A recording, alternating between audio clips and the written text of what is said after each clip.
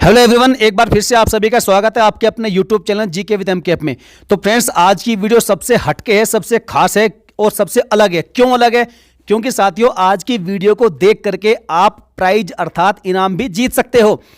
क्यों जीत सकते हो? क्योंकि साथियों, आज की वीडियो में बीच में कहीं पर भी आपसे 2 क्वेश्चंस में अलग से पूछूंगा और उनका सही जवाब आपको कमेंट बॉक्स में बिल्कुल पूरा डिटेल के साथ में छापना है। और यदि आप पूरा आंसर अच्छी तरीके से लिखते हो तो साथियों, वीडियो के कमेंट बॉक्स को हर महीने रिव्यू किया जाएगा और हर महीने ही 5 लकी विनर्स का नाम मैं घोषित किया करूंगा। जो भी लकी विनर्स होंगे उनका जो भी उचित इनाम होगा वो उनके पते पर भेज दिया जाएगा। पूरी हमारी ऐसी कोशिश रहेगी। बस साथियों, आपको वीडियो को ध्यान से देखना और ध्यान से ये देखना कि वो क्वेश्चंस कहाँ आने वाले हैं। तो चलिए फ्रेंड्स, वीडियो को शुरू करते हैं। और टॉप 50 क्वेश्चन से लगातार 35 सालों से पूछे जा रहे हैं। अर्थात यदि आप लकी विनर्स नहीं भी बनते हो तो फ्रेंड्स, आपके पास 5 नंबर अर्जित करने का शानदार मौका है किसी भी एग्जाम में। तो चलिए वीडियो को शुरू करते हैं। पहला क्वेश्चन इस प्रकार है, लोकसभा का पहला आम चुनाव कब हुआ था? मोस्ट इंपोर्टेंट क्वेश्चन है। मैं विकल्पों को नहीं पढ़ूंगा क्योंकि विकल्पों को पढ़ने से समय वेस्ट होता है। बस मैं सीधे सीधे आंसर बताऊंगा। तो देखिए फ्रेंड्स, जो लोकसभा का पहला आम चुनाव हुआ था वो हुआ था सन 1952 ईस्वी में। याद रखिएगा। चलिए आगे बढ़ते हैं। अगला क्वेश्चन है कि 86वें संविधान संशोधन के द्वारा शिक्षा का अधिकार किस अनुच्छेद में दिया गया है? जबरदस्त धुआं प्रश्न है फ्रेंड्स। सबसे खास बात वीडियो की है कि आप प्राइज तो जीत ही सकते हैं। साथियों, इस वीडियो में वो क्वेश्चंस हैं जो हर बार पूछे जाते हैं। तो इसका राइट आंसर हो जाएगा ऑप्शन नंबर ए, अनुच्छेद 21 क में जो आर्टिकल 21 का क्लोज क है, उसी में जो है शिक्षा का अधिकार दिया गया है और यह 86वां संविधान संशोधन के द्वारा जोड़ा गया था। चलिए नेक्स्ट क्वेश्चन की ओर बढ़ते हैं। भारतीय संविधान में कुल कितने आर्टिकल्स हैं? अर्थात कितने अनुच्छेद है भारतीय संविधान में? देखिए विकल्पों को ध्यान से पढ़ेगा, बड़ा कंफ्यूज करेगा ये क्वेश्चन आपको। आप जानते हैं कि 395 आर्टिकल्स है संविधान में। जब संविधान बना था तब भी इतने हैं और आज भी इतने ही है, 395, 395। अब 395 विकल्प में कहीं भी नहीं दिया गया है। अब इसका राइट आंसर क्या होगा? तो फ्रेंड्स, इसका सही उत्तर जाएगा ऑप्शन नंबर ए, 300 से अधिक आर्टिकल्स। क्योंकि देखिए यहां पर 350 है, ये भी गलत है, और 400 से अधिक ये भी गलत है, और 500 आर्टिकल ये भी गलत है। तो बचा आपका विकल्प ए जो कि सही आंसर है। नेक्स्ट क्वेश्चन है कि निम्नलिखित में से कौन सा एक मूलभूत अधिकार नहीं है? मोस्ट इंपोर्टेंट क्वेश्चन है फ्रेंड्स। आपको बताना है कि कौन सा मूलभूत अधिकार नहीं है। तो इसका जो सही उत्तर हो जाएगा ऑप्शन नंबर डी होगा, अपने पास धन दौलत रखने का अधिकार। अब ये मैंने थोड़ा सा घुमा दिया है।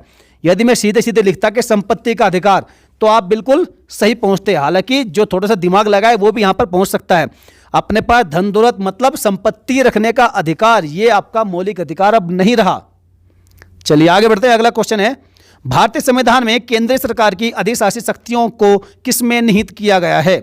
जबरदस्त क्वेश्चन है सारे के सारे फ्रेंड्स। ध्यान से वीडियो को देखना। और वो 2 क्वेश्चंस कहीं भी आ सकते हैं बीच में, आपको बस यही ध्यान रखना है। तो इसका सही उत्तर हो जाएगा ऑप्शन नंबर डी हो जाएगा, उपरोक्त तीनों में। केंद्रीय मंत्रिमंडल, भारत के प्रधानमंत्री और भारत के राष्ट्रपति, इन तीनों में जो है केंद्र सरकार की अधिशासी शक्तियां निहित है। आगे बढ़ते हैं। अगला क्वेश्चन है कि आमतौर पर भारत के प्रधानमंत्री होते हैं, विकल्पों को पढ़िए, संसद का सदस्य नहीं होता। क्या यह सही है या गलत है? गलत है। लोकसभा का सदस्य बिल्कुल होता है, राज्यसभा का नहीं होता, संसद के सदस्य नहीं होते। तो भाई साहब, ये जो है लोकसभा का सदस्य होता है भारत का प्रधानमंत्री आमतौर पर। नेक्स्ट क्वेश्चन, क्वेश्चन नंबर 7, एक वर्ष में लोकसभा के कम से कम कितने सत्र बुलाए जाते हैं? ये आपका धुआं प्रश्न है। तो फ्रेंड्स, इसका जो सही उत्तर है ऑप्शन नंबर बी हो जाएगा, वर्ष में 2 बार। आपसे पूछा कम से कम कितने सत्र बुलाए जाते हैं? तो भाई साहब, वर्ष में 2 बार। और आप जानते हैं कि एक सत्र से दूसरे सत्र में कम से कम 6 महीने से ज्यादा का समय नहीं होना चाहिए। इसलिए कम से कम कितने हो गए? 2 हो सकते हैं। और अधिक से अधिक आप जानते हैं कि लगभग जो है 3 सत्र आमतौर पर बुलाए जाते हैं, किसमें? लोकसभा में। चलिए आगे बढ़ते हैं। अगला क्वेश्चन है,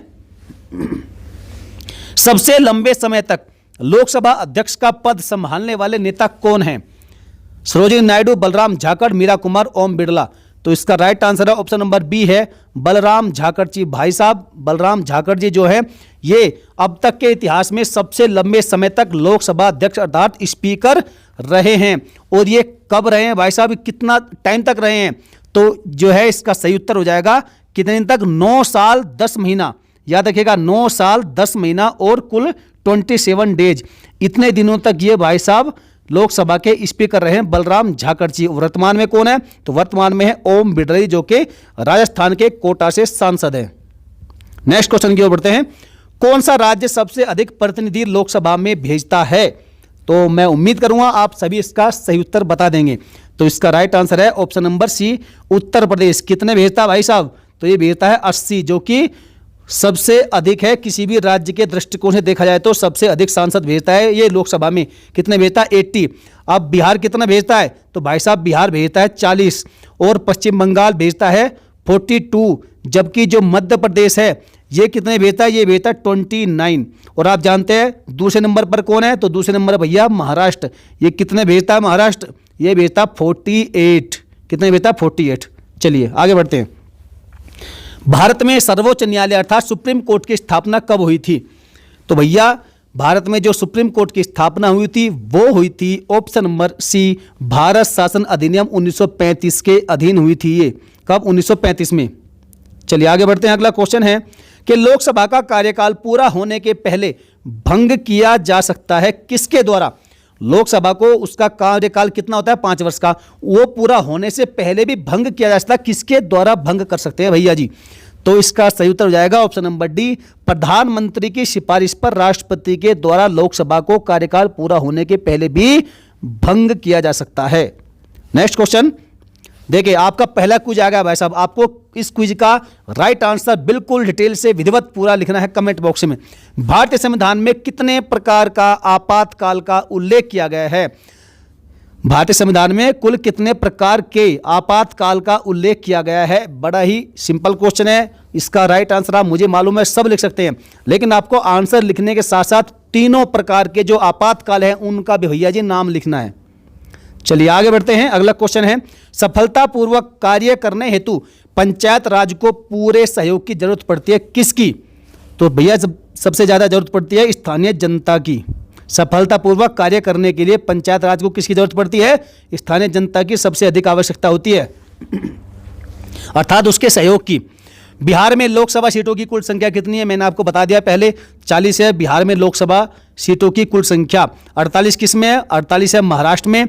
और 42 किस में है? 42 है भैया जी पश्चिम बंगाल में। और 39 किस में है? आप बताइएगा कमेंट करके। चलो मैं बताता हूँ, 39 है आपकी तमिलनाडु में। किस में है? तमिलनाडु में। अब आप बताइएगा मुझे कि राजस्थान में कुल लोकसभा सीटों की संख्या कितनी है? किसमें? राजस्थान में। आपको कमेंट करना है। चलिए आगे बढ़ते हैं। अगला क्वेश्चन है, राज्यसभा के चेयरमैन कौन होते हैं? तो भाई साहब राज्यसभा के चेयरमैन होते हैं भारत के उपराष्ट्रपति। राइट आंसर विकल्प ए। नेक्स्ट क्वेश्चन है कि प्रायः किसकी सलाह पर राज्य में राष्ट्रपति शासन लागू किया जाता है? मुख्यमंत्री, ये तो कभी भी नहीं चाहेगा भाई साहब, रॉन्ग है। और लेजिस्लेटिव असेंबली, ये भी गलत है। हाई कोर्ट के मुख्य न्यायाधीश, इनको भी कोई मतलब नहीं है। तो बचे कौन? गवर्नर, जो राज्यपाल होता है राज्य का, उसकी सिफारिश पर ही, उसकी सलाह पर भी राज्य में राष्ट्रपति शासन कौन लगाता है? राष्ट्रपति लगा सकते हैं। अब ये किस आर्टिकल में उल्लेखित है आप हमें कमेंट करिएगा, मैंने आपको बहुत बात बताया है ये। चलिए आगे बढ़ते हैं। 84वें संविधान संशोधन द्वारा लोकसभा की सदस्य संख्या को कब तक अपरिवर्तनीय कर दिया गया है? देखिए जबरदस्त क्वेश्चन है, मोस्ट इंपोर्टेंट है भाई साहब।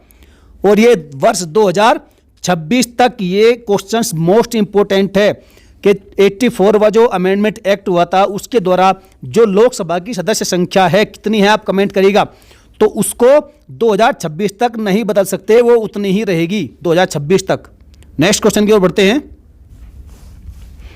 क्वेश्चन नंबर 17 कि क्या 2 या 2 से अधिक राज्यों के लिए एक हाई कोर्ट हो सकता है?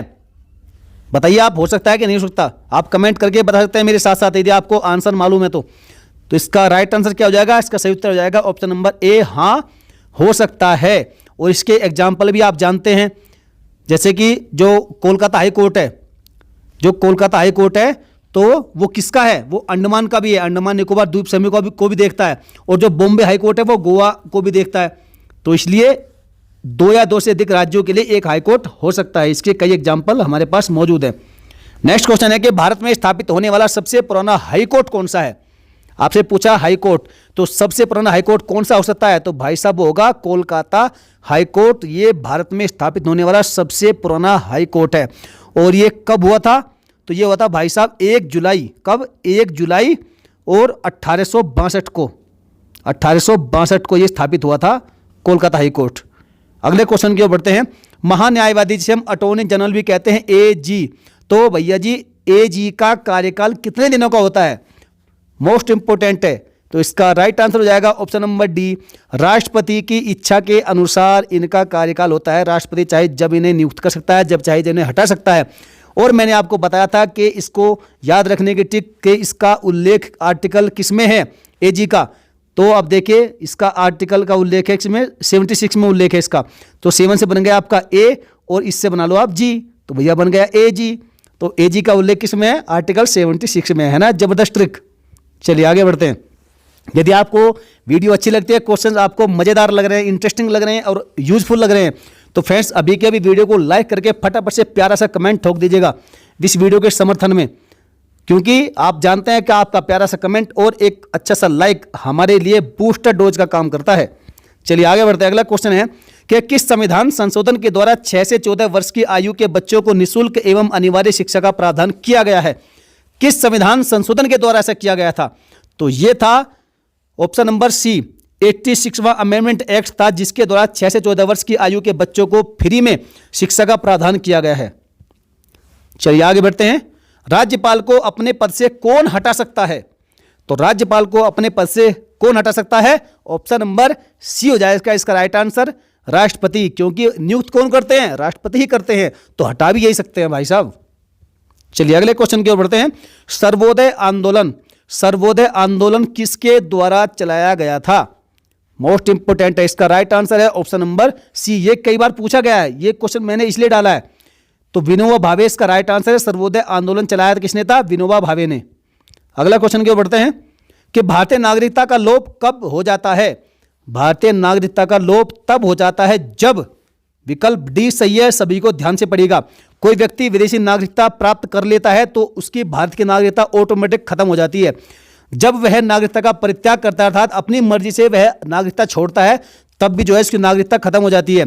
और तीसरा है, सरकार किसी कारण से उसकी नागरिकता छीन लेती है या फिर उसे नागरिकता से वंचित कर देती है तो भी उसकी नागरिकता समाप्त हो जाती है। तो इसलिए विकल्प डी हो जाएगा सही आंसर। आप हमें कमेंट करके बताइएगा स्पेशल कि अमेरिका में किस प्रकार की नागरिकता मिलती है, इकहरी या दोहरी? आप जानते हैं भारत में तो एक प्रकार की है, इकहरी अर्थात एकल नागरिकता का उल्लेख है। अब आप हमें अमेरिका में बताइएगा, अमेरिका में नागरिकता दोहरी है या एकल है? चलिए अगले क्वेश्चन की ओर बढ़ते हैं कि राज्यसभा किसी धन विधेयक को कितने दिनों तक अपने पास रोक सकती है, रख सकती है? तो उसका सही उत्तर है ऑप्शन नंबर बी, 14 दिन तक। राज्यसभा किसी भी धन विधेयक को 14 दिन तक अपने पास रोक सकती है। यदि 14 दिन के बाद तक भी इसने अपने पास रोके रखा तो क्या होगा? ये भाई साहब ऑटोमेटिक अपना आप ही लोकसभा में आकर पारित कर दिया जाएगा। चलिए नेक्स्ट क्वेश्चन है क्वेश्चन नंबर 25। भारत में मौलिक कर्तव्यों को कौन सी मान्यता प्राप्त नहीं है? तो भारत में मौलिक कर्तव्यों को वैधानिक मान्यता प्राप्त नहीं है, विकल्प डी इसका सही उत्तर हो जाएगा। बाकी सामाजिक, नैतिक और राजनीतिक ये तीनों ही मान्यता इसे प्राप्त है, जबकि वैधानिक नहीं है। नेक्स्ट क्वेश्चन है कि भारतीय संसद के दोनों सदनों के संयुक्त अधिवेशन की अध्यक्षता कौन करता है? ये आपका भाई साहब जबरदस्त मोस्ट इंपोर्टेंट क्वेश्चन है। जो संसद होती है भारत की, उसके जो दोनों सदन होते हैं, लोकसभा राज्यसभा, इनकी जब संयुक्त अधिवेशन या संयुक्त बैठक बुलाई जाती है तो उसकी अध्यक्षता कौन करता है? तो उसकी अध्यक्षता करते हैं लोकसभा के अध्यक्ष या फिर स्पीकर उसकी अध्यक्षता करते हैं। चलिए आगे बढ़ते हैं। अगला क्वेश्चन है, संसद के संयुक्त अधिवेशन को कौन संबोधित करता है? देखिए यहां आप डाउट में बिल्कुल ही मत रहिएगा, क्योंकि जो दोनों सदनों की संयुक्त बैठक होती है उसकी अध्यक्षता करते हैं लोकसभा के स्पीकर, जबकि संसद के संयुक्त अधिवेशन को संबोधित करते हैं भारत के राष्ट्रपति। इसलिए विकल्प सी सही उत्तर हो जाएगा। ये क्वेश्चन बहुत बार घुमा फिराकर पूछ सकते हैं भाई साहब, आप घबराइएगा नहीं और लोकसभा स्पीकर मत करिएगा इस क्वेश्चन में। नेक्स्ट क्वेश्चन है कि सालाना बजट को निम्न में से क्या कहेंगे? तो सालाना बजट को कहेंगे वार्षिक वित्तीय विवरण। चलिए आगे बढ़ते हैं। केंद्र के द्वारा राज्यों को दी जाने वाली वित्तीय सहायता का प्रयोजन क्या है? तो फ्रेंड्स इसका जो सही उत्तर हो जाएगा ऑप्शन नंबर ए हो जाएगा, राजस्व खातों को की जो रिक्ति होती है उसको पाटना अर्थात उसको पूरा करना। इसलिए जो है केंद्र के द्वारा राज्यों को वित्तीय सहायता प्रदान की जाती है और यही इसका प्रयोजन भी है। अगला क्वेश्चन देख लेते हैं। भारतीय संविधान का आर्टिकल 356 किससे संबंधित है? मैंने आपको इसके बारे में कई बार बताया है।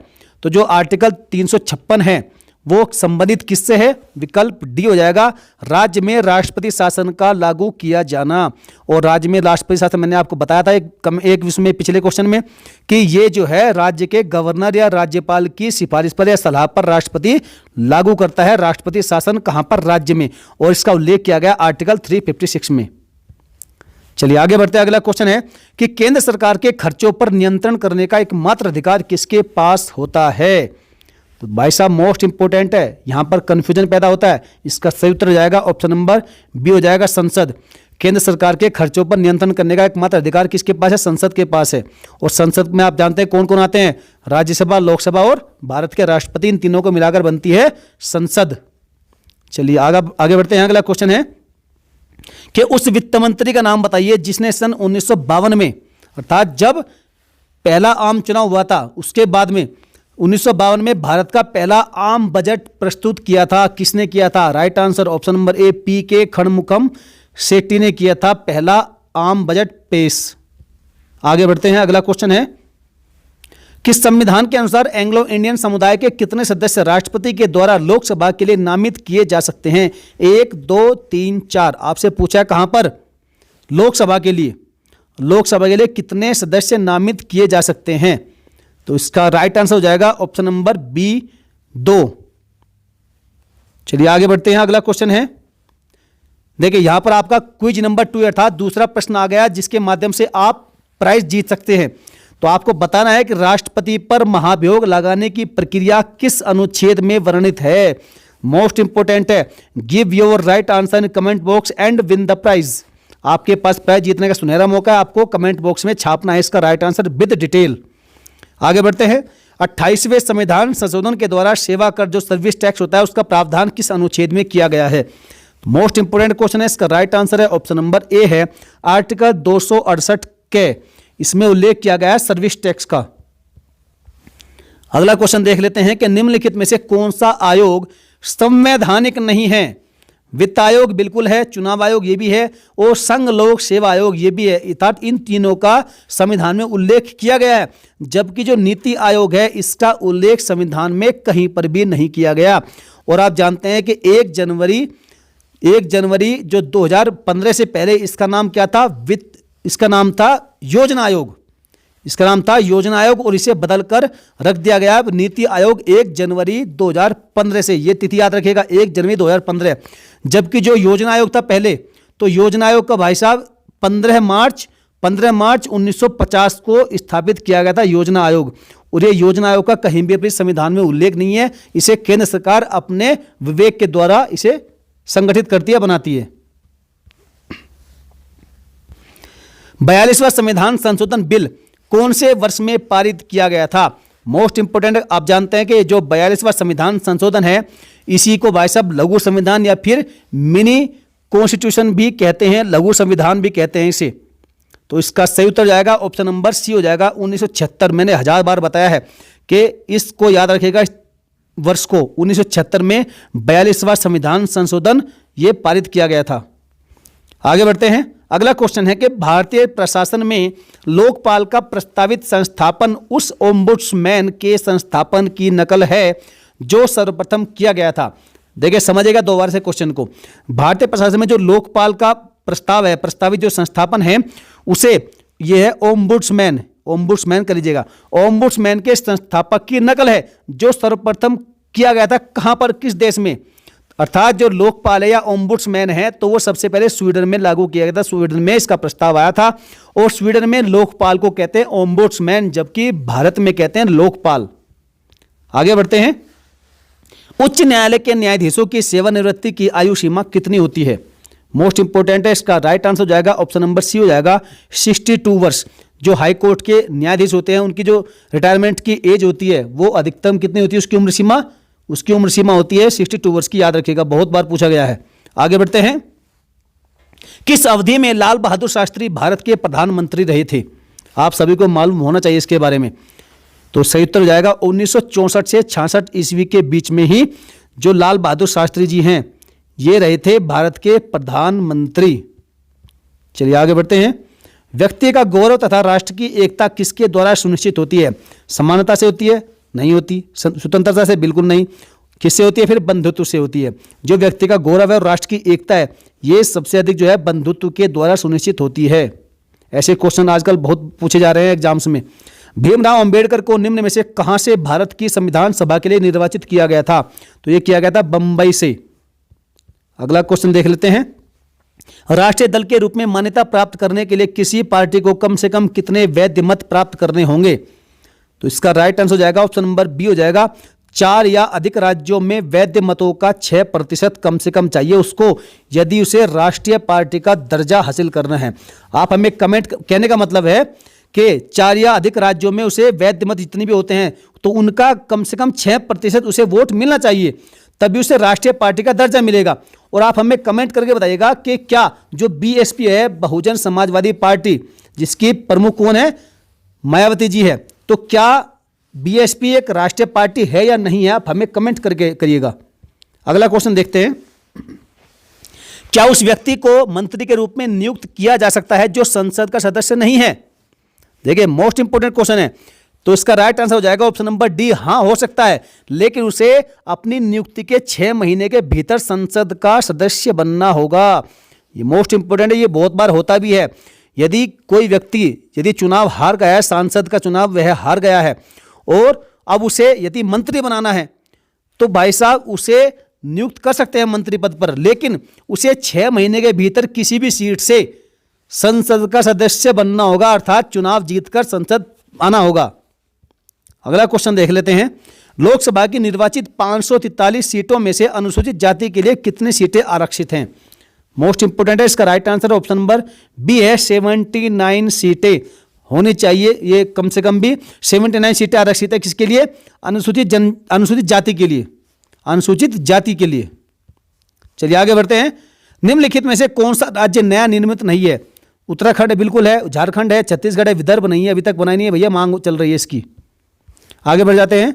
दिल्ली को राष्ट्रीय राजधानी प्रदेश अर्थात एनसीटी संविधान के किस संशोधन के द्वारा बनाया गया था? मोस्ट इंपोर्टेंट रही है, राइट आंसर इसका हो जाएगा ऑप्शन नंबर बी हो जाएगा। जो 69वां संविधान संशोधन हुआ था उसी के माध्यम से दिल्ली को एनसीटी अर्थात राष्ट्रीय राजधानी प्रदेश बनाया गया था। और ये कब आया था? तो भाई साहब याद रखिएगा, ये डेट 1991 ईस्वी में ये संविधान संशोधन हुआ था और ये स्थापित कब हुआ था पूर्ण रूप से? 1 फरवरी 1992 को ये पूर्ण रूप से स्थापित हुआ था राष्ट्रीय राजधानी प्रदेश। आगे बढ़ते हैं। निम्न में से कौन सुनिश्चित करता है कि भारत में सशस्त्र बलों के सदस्यों के लिए मौलिक अधिकार कैसे लागू किए जा सकते हैं? इसको कौन निश्चित करेगा? भाई साहब इसका निर्णय करेगी संसद। संसद फैसला करेगी कि भारत में जो सशस्त्र बलों के सदस्य हैं उनके लिए मौलिक अधिकार कैसे लागू होंगे। तो right answer option number C हो जाएगा, संसद। आगे बढ़ते हैं। अगला क्वेश्चन है कि भारतीय संविधान का 73वां संशोधन किससे संबंधित है? मोस्ट इंपोर्टेंट है, इसका राइट आंसर हो जाएगा ऑप्शन नंबर सी हो जाएगा, पंचायती राज से संबंधित 73वां संविधान संशोधन किससे है? पंचायती राज से। और ये कब आया था? 1992 ईस्वी में ये इसका प्रस्ताव था, ये पारित किया गया था 1992 में। चलिए आगे बढ़ जाते हैं। अगला क्वेश्चन देखते हैं फ्रेंड्स कि केंद्र और राज्य के बीच विधायी शक्तियों का बंटवारा संविधान की किस अनुसूची में है? केंद्र और राज्यों के बीच में जो विधायी शक्तियां हैं उनका जो बंटवारा है वो संविधान की किस अनुसूची में उसका वर्णन किया गया है? तो इसका राइट आंसर है ऑप्शन नंबर बी, 7वीं अनुसूची में ये बताया गया है। आज का अंतिम प्रश्न देखते हैं फ्रेंड्स। भारतीय संविधान का अंतिम व्याख्याता और संरक्षक कौन है? अंतिम व्याख्याता और संरक्षक किसे माना जाता है? राइट आंसर है option number C, supreme court. कुछ लोग यहां पर राष्ट्रपति लगाते हैं, तो भैया ये गलत है। इसका राइट आंसर सुप्रीम कोर्ट। भारतीय संविधान का संरक्षक किसे माना जाता है? सुप्रीम कोर्ट को माना जाता है। तो फ्रेंड्स वीडियो आपको कैसे लगी आप हमें कमेंट करके बताइएगा। और मैंने आपको पहले बताया फ्रेंड्स, एक प्यारा सा जबरदस्त लाइक करके एक अच्छा सा कमेंट जरूर करिएगा, क्योंकि आपका कमेंट और जब हम पढ़ते हैं तो हमें हौसला मिलता है भाई साहब, मोटिवेशन मिलता है और आपके लिए और अच्छी अच्छी वीडियो बनाने की प्रेरणा मिलती है। और ध्यान रखिएगा फ्रेंड्स, जो मैंने आपको 2 क्वेश्चन पूछे हैं उनका राइट आंसर डिटेल के साथ में आपको कमेंट बॉक्स में छापना है। जो भी छापेगा आपको हर महीने 5 नए लोगों को प्राइज के लिए लकी विनर्स घोषित किया जाएगा, डिक्लेयर किया जाएगा और उनसे संपर्क करने की पूरी कोशिश होगी ताकि उनके घर पर वह इनाम की राशि या जो भी प्राइज होगा वो भेज दिया जाएगा। तो चलिए फ्रेंड्स मिलेंगे फिर किसी नेक्स्ट वीडियो में। जय हिंद, वंदे मातरम।